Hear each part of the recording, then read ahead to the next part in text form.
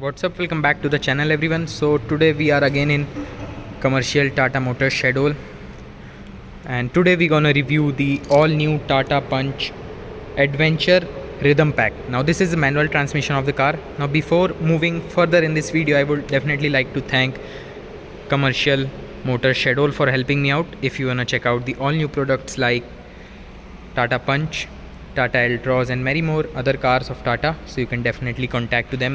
The phone numbers are in description, so you can definitely contact to them and can grab much better deal taking my preference. Okay, सबसे पहले front से अगर हम बात करें तो यहाँ पर आप देखेंगे आपको प्रोजेक्टर हेडलैम्प्स नहीं मिलते हैं इस वेरिएंट में। सबसे पहली जो चीज़ आप नोटिस कर पाएंगे वो यही है कि इसमें आपको जो है प्रोजेक्टर हेडलैम्प्स नहीं मिलते हैं। उसी के साथ साथ अगर ऊपर की तरफ आप बात करें जहाँ पे जो LED DRL वाला कॉन्सेप्ट देती है टाटा, वो आपको इसमें इस वेरिएंट में नहीं मिलेगा। हालांकि आपको यहाँ पे जो है एक रेगुलर बल्ब मिलता है जो कि उतनी अपीलिंग नहीं लगती है। जब LED DRL जब इस कार में इंस्टॉल होगी या जो इससे ऊपर वाले वेरिएंट्स में आती है वो काफ़ी ज़्यादा बढ़िया लगती है। ग्रिल की अगर मैं बात करूं तो ग्रिल आपको ऐसी मिलती है, हालांकि पूरा ऑल पियानो ब्लैक फिनिश में ट्रीटमेंट दिया गया है और यहाँ पर try arrow beam cut design के अंदर जो है आप देखेंगे हॉर्न की प्लेसमेंट है। नीचे की तरफ अगर मैं बात करूँगा तो यहाँ पर आपको जो ट्राई एरो कट डिज़ाइन है वो मिल रहा है। हालांकि इसमें किसी भी तरीके का सिल्वर फिनिश वगैरह नहीं है। अपर वेरिएंट्स में आपको सिल्वर फिनिश मिलेगा। यहाँ पर नंबर प्लेट हाउसिंग और माचो स्टांस और SUV स्टांस देने के लिए इस कार में बहुत ज़्यादा जो है प्लास्टिक क्लैडिंग यूज़ की गई है और अराउंड द कार, तो ये देखने में काफ़ी ज़्यादा बल्कि भी लगती है अपने कॉम्पिटिटर से। The main competitor of this car is Maruti Suzuki Swift, तो उससे तो वे बेटर लगती है कार देखने में भी। और परफॉर्मेंस वाइज भी अगर आप देखेंगे तो ऑलमोस्ट 2-3 bhp का ही डिफरेंस आपको मिलेगा, क्योंकि उसमें 4 सिलेंडर का पेट्रोल इंजन यूज़ किया जाता है and in this car there is a 3 cylinder petrol unit. Side से कुछ आप देख लीजिए, कुछ ऐसा आपको लुक मिलता है। This is the Daytona grey colour of the car. आपको इसमें जो मोस्ट सेलिंग कलर है वो है tropical mist. Tropical mist colour में ये जो आप वेरिएंट देख रहे हैं मोस्ट वैल्यू फॉर मनी आपको जो है सारे फीचर्स प्रोवाइड करता है। अगर मैं टायर साइज़ की बात करूं तो यहाँ पर अपोलो एल्मेनेक का आपके पास 185/70 R15 इंच का टायर मिलता है और व्हील कैप आपको ब्लैक कलर का मिलेगा। दूर से अगर आप देखेंगे तो एलॉय व्हील जैसा आपको लग सकता है, बट कंफ्यूज ना होते हुए ये जो है व्हील कवर है। फ्रंट 2 डिस्क ब्रेक और रियर में 2 ड्रम ब्रेक्स इसमें मिलते हैं। अगर मैं बात करूँगा rear portion of the car, so rear portion of the car also looks great. अगर आप देखें सो कुछ ऐसा लुक है रियर का। नीचे की तरफ दिस इज़ अ डीफॉगर। हालांकि ये फंक्शनल मेरे हिसाब से नहीं है, कमेंट करके आप मुझे बता सकते हैं कि ये फंक्शनल है कि नहीं है। रियर में आपके पास 2 पार्किंग सेंसर्स मिलते हैं and this is the rhythm pack of the car. तो इसमें आपको एक एडिशनल चीज़ मिलती है to the regular adventure variant is this the rear parking camera. Now this rear parking camera comes with this 7 inch touch screen जो आप Harman की देख रहे हैं, उसकी अभी हम आगे बात करेंगे। ओके, सो रियर लाइट्स की अगर मैं बात करूं तो कुछ ऐसी आपको लाइट्स मिलती हैं। काफ़ी स्मॉल लाइट्स हैं अगर आप साइज़ देखेंगे तो, और लाइट अप होते हुए ऐसी दिखती हैं। किसी भी तरीके का LED वगैरह यूज़ नहीं किया गया। इससे ऊपर वाले वेरिएंट में अगर जाएंगे तो वहाँ पे आपको LED मिलेगा, but here you get normal regular bulbs. Number plate housing lights की बात करूँ तो दीज आर LED, तो काफ़ी ज़्यादा ब्राइट अप हैं और लाइटेड हैं जो बहुत अच्छी लगती हैं, आपको नाइट विजन बहुत अच्छा देती हैं। यहाँ पे आप देखेंगे तो this is the badging of Punch. यहाँ पे आपको पंच की बैजिंग मिलती है और रिफ्लेक्टर्स के बगल में भी आपको ट्राई एरो कट डिज़ाइन मिलता है। Now talking about the boot of the car,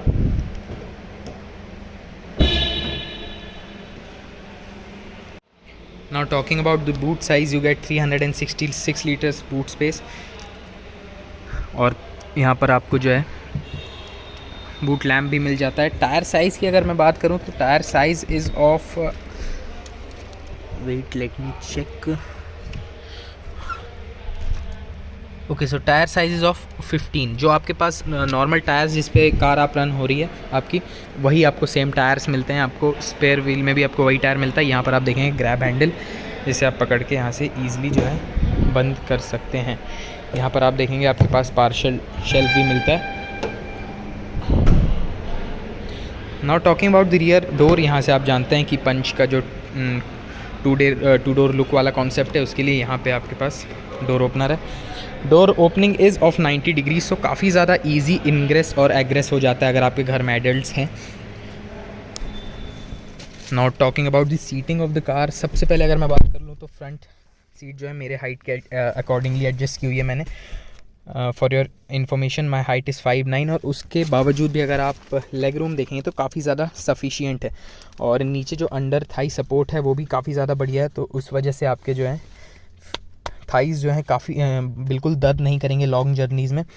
door trim की अगर मैं बात कर लूँ तो यहाँ पर आप देखेंगे this is the green colour which I like very much personally, क्योंकि अगर आप इससे ऊपर वाले वेरिएंट में जाते हैं, इससे नीचे वाले वेरिएंट में आते हैं तो वहाँ पे आपको और यहाँ पे वाइट कलर मिलता है जो काफ़ी ज़्यादा जल्दी गंदा होता है, बट ये ग्रीन काफ़ी ज़्यादा एक बहुत ही ज़्यादा प्रीमियम कलर लगता है, और बहुत ज़्यादा एक पॉजिटिव वाइब आती है इस कलर से मेरे हिसाब से। यहाँ पे अगर आप देखेंगे तो पियानो फिनिश में आपके पास डोर हैंडल मिलता है, जिसे आप ऐसे करके लॉक कर सकते हैं, और जब आपको अनलॉक करना है तो आप ऐसे कर सकते हैं। ट्विटर की प्लेसमेंट हालांकि है, पर आपको ट्विटर मिलते नहीं हैं, इसमें 4 स्पीकर्स ही आपको दिए जा रहे हैं। यहाँ पर किसी भी तरीके की मार्किंग वगैरह नहीं है स्विचेज़ में। स्विचेज़ काफ़ी ज़्यादा ओल्ड लगने लगे हैं ओवर द टाइम, टाटा को मेरे हिसाब से इन्हें चेंज करना चाहिए। नीचे की तरफ 1 लीटर बॉटल होल्डर स्पेस दिया हुआ है, और थोड़ी बहुत साइड में भी प्लेस है।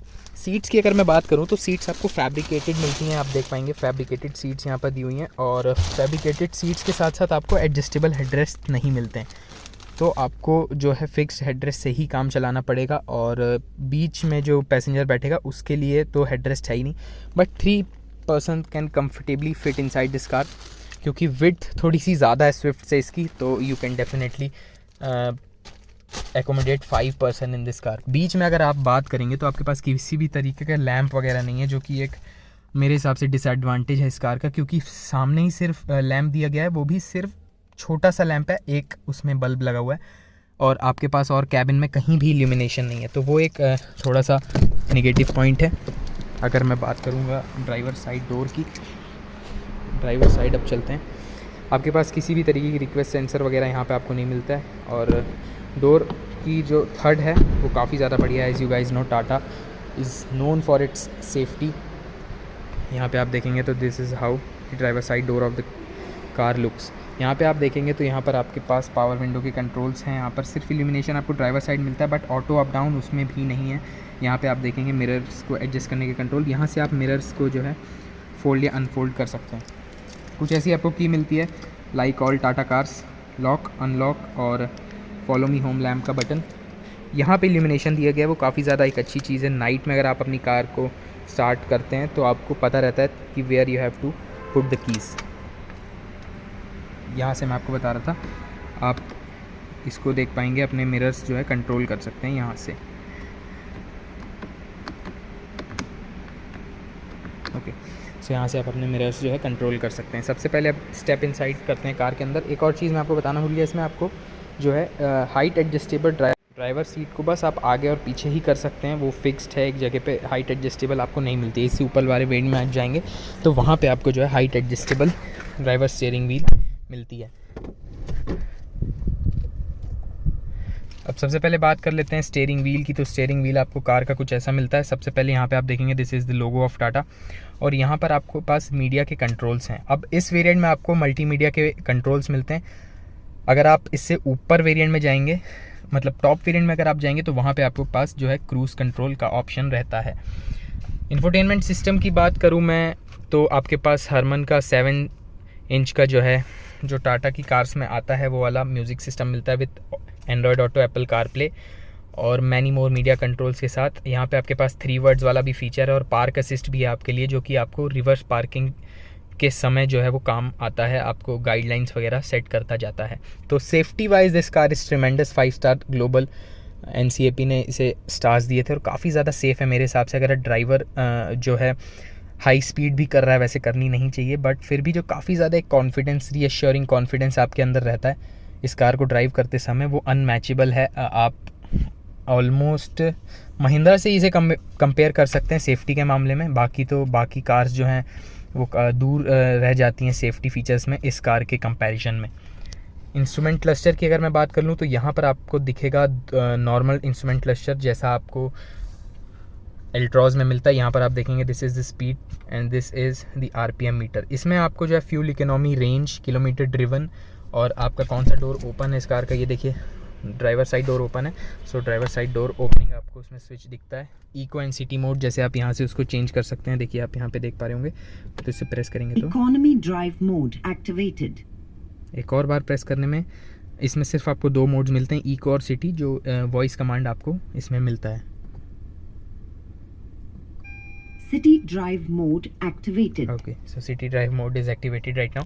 यहाँ पे अगर मैं बात करूँ तो this is the multimedia controls, volume up volume down, track change करने का, this is for the source from which you are playing audio. यहाँ पे आप देखेंगे voice command, phone accept and phone decline. So overall काफ़ी ज़्यादा एक budget friendly car है ये मेरे हिसाब से। अगर मैं एसी वेंट्स की बात करूँ तो काफ़ी ज़्यादा एक यहाँ पे देखेंगे रेक्टेंगुलर फिनिश में एसी वेंट्स दिए हुए हैं, बीच में हैज़ार्ड लाइट के कंट्रोल्स, और काफ़ी ज़्यादा मेलोडियस साउंड है जो जब इंडिकेटर्स ब्लिंक होते हैं उसकी। ओके, अगर मैं बात करूं ऊपर की तरफ तो यहाँ आप देखेंगे नॉर्मल डे नाइट IRVM मिलता है, किसी भी तरीके का इलेक्ट्रोक्रोमिक मिरर वगैरह आपको नहीं दिया है। इस लाइट की मैं बात कर रहा था पर्टिकुलरली, आप देखें काफ़ी ज़्यादा छोटी सी लाइट है, और ये जो एरिया है लाइट के आसपास का ये काफ़ी ज़्यादा लूज़ है, तो इस हिसाब से देखा जाए तो ये एक निगेटिव है इस कार का। यहाँ पर आप देखेंगे माइक आपको मिलता है। ऊपर की तरफ अगर मैं बात करूँ तो यहाँ पर किसी भी तरीके का मिरर वगैरह नहीं दिया हुआ है, टोल रिसिप्ट होल्डर आपको मिलता है। और को ड्राइवर साइड की अगर मैं बात करूँ तो यहाँ पर आपको मिरर दिया हुआ है, लाइट वगैरह नहीं मिलती, और ये ऑलमोस्ट इतना जो है प्लेस कवर कर लेता है, तो ये एक्सटेंड नहीं होता हालांकि, बट इतनी सी जगह रह पाती है जब आप इसको लगा लेंगे उस तरफ। अगर मैं बात करूँ डैशबोर्ड की तो ऑल हार्ड प्लास्टिक आपको मिलता है, और स्टीयरिंग व्हील में भी आपको कोई भी लेदर फिनिश वगैरह नहीं मिलती, हालांकि ये जो है ये फैब्रिक पार्ट है, आप देख पाएंगे। और इधर तरफ की अगर मैं बात करूँ तो यहाँ पर भी आपके पास 1 लीटर बॉटल होल्डर स्पेस है, और यहाँ पे थोड़ा बहुत और भी स्पेस मिलता है आपको। अगर मैं बात करूँ इस तरफ तो आप यहाँ से सिटी मोड्स वगैरह चेंज कर सकते हैं। यहाँ पे ऑटो ऑन ऑफ, यहाँ पे आप देखेंगे तो start stop, idol start stop technology जो आती है जिससे आपका फ्यूल सेव होता है, फ्यूल कंजम्पशन कम होता है, तो उसके यहाँ पे बटन्स दिए हुए हैं। अगर मैं वाइपर्स की बात करूँ तो वाइपर्स इस कार में आपको नॉर्मल सिंगल ब्लेड वाइपर्स मिलते हैं। मैंने एक्सपेक्ट किया था कि टॉप वेरिएंट में ही टाटा जो है ट्विन ब्लेड वाइपर्स दे, बट ऐसा हुआ नहीं। यहाँ से आप वाइपर के कंट्रोल्स ईजिली एक्सेस कर सकते हैं, और यहाँ पे लाइट के कंट्रोल्स। ग्लव बॉक्स की अगर मैं बात करूँ तो glove box is of decent size, काफ़ी ज़्यादा अच्छा साइज़ है। यहाँ आप देखेंगे तो एक लैपटॉप होल्डर भी आपको दिखेगा, लैपटॉप वगैरह भी रख सकते हैं, हालांकि इल्यूमिनेटेड नहीं है। Not talking about the instrument, the climate control, यहाँ पर आपके पास जो है ऑटोमेटिक क्लाइमेट कंट्रोल आपको इस कार में मिलता है, तो ये काफ़ी अच्छी चीज़ है। ऑटोमेटिक क्लाइमेट कंट्रोल आप अपने हिसाब से यहाँ से एडजस्ट कर सकते हैं। Centre console of the car की अगर मैं बात करूँ तो यहाँ पर सिर्फ आपको जो है हैंड ब्रेक मिलता है, और किसी भी तरीके का आर्म रेस्ट वगैरह नहीं दिया हुआ है। यहाँ पे ये सिर्फ एक, आप ध्यान से देखेंगे तो यहाँ पे चार्जिंग सॉकेट वगैरह भी नहीं दिया हुआ है, तो चार्जिंग सॉकेट भी नहीं है यहाँ पे आप देखेंगे। और वहाँ पे देखेंगे ट्वीटर्स की प्लेसमेंट मिलती है, बट इसमें आपके पास ट्वीटर है नहीं, तो ट्वीटर्स आपको इस कार में नहीं मिलते हैं, तो उसके लिए आपको टॉप वेरिएंट ही प्रेफर करना पड़ेगा। नीचे की तरफ अगर मैं बात करूँ यहाँ पे, तो यहाँ पे थोड़ा बहुत स्पेस आप देख पा रहे होंगे, डीप इनसाइड स्टोरेज मिलता है। और अगर मैं आपको इंजन बे दिखाऊं तो यहाँ से आप जो है इंजन बे एक्सेस कर सकते हैं।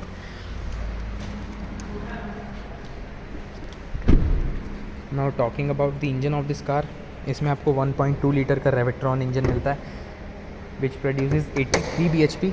आई am not sure with the power and torque figures, so यहाँ पे आपको साइड में ब्लिंक हो रहा होगा, but this car hood is very much heavy. अगर आप बात करेंगे तो काफ़ी ज़्यादा, ऑलमोस्ट नेक्सॉन के बराबर ही भारी है ये हुड, और इंसुलेशन वगैरह भी दी हुई है इसमें। काफ़ी ज़्यादा कॉम्पैक्ट और नीट एंड क्लीन इंजन भी दिया हुआ है।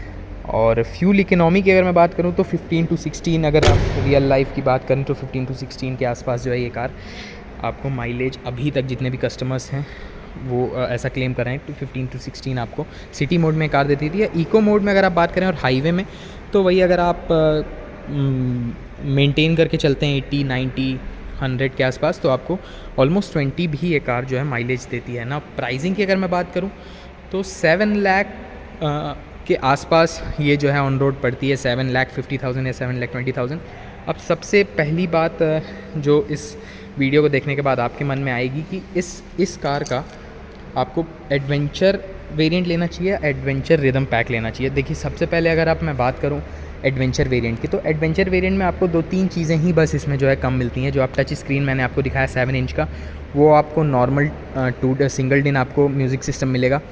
उसमें आपका बैक कैमरा जो है वो वहाँ से एलिमिनेट हो जाएगा, और बाकी मेरे हिसाब से सारी चीज़ें सेम है इस वेरिएंट में और उस वेरिएंट में। ऑलमोस्ट बस इस चीज़ का डिफरेंस आ जाता है कि इसमें आपको जो है इंफोटेनमेंट सिस्टम और रियर जो है आपके पास कैमरा मिलता है। मेरे हिसाब से अगर आपके पास बजट का कोई इशू नहीं है और अगर आप स्विफ्ट VXI चेक कर रहे हैं तो you can definitely check out this the adventure rhythm pack. और अगर आप रिदम पैक की ओर नहीं जा रहे हैं, ऑलमोस्ट 50 to 60,000 रुपीज़ इससे कॉस्टलियर है रिदम पैक से।